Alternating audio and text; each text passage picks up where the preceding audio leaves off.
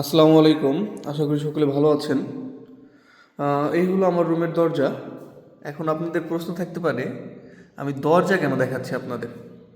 কারণ এই যে যে দরজায় তালাটি রয়েছে, এই তালাটি আমি খুলতে পারছি না। প্রশ্নটা হলো কেন খুলতে পারছি না? না পারার কারণ, এই দেখেন এই যে তালা না, এই তালার যে চাবিগুলো রয়েছে, এই চাবিগুলার যে বিষয়টা দেখেন, এইখানে যে চাবিগুলো রয়েছে, হ্যাঁ, এই চাবিগুলোর এখানে চাবি রয়েছে ছয়টা চাবির ভিতরে দেখতে পাচ্ছেন যে একটা চাবি, ছয়টা চাবির ভিতরে একটা চাবি কিন্তু একটু ছোট।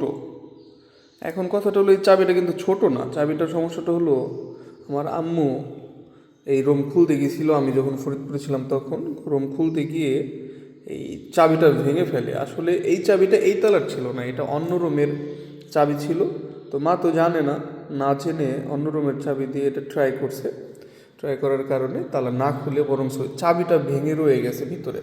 এখন যদি আমি এই রুমের চাবি দিয়ে ট্রাই করি, এই রুমের চাবি দিয়ে যদি আমি ট্রাই করি, তো এই রুমের চাবি দিয়ে ট্রাই করলে সমস্যাটা হলো, এই যে যে তালার চাবিটা ভিতরে ভেঙে আছে না, এটা এর জন্য এই রুমের চাবিটা এক্স্যাক্টলি ঢুকতেছে না পুরো, হ্যাঁ।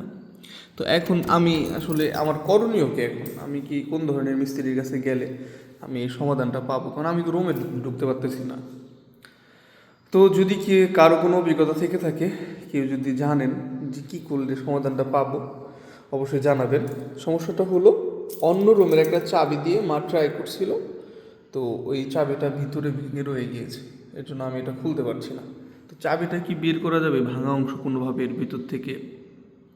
বা এখন কি করণীয়, কি করতে পারি? আপনারা যদি কেউ জানেন একটু জানাবেন কাইন্ডলি প্লিজ। ধন্যবাদ।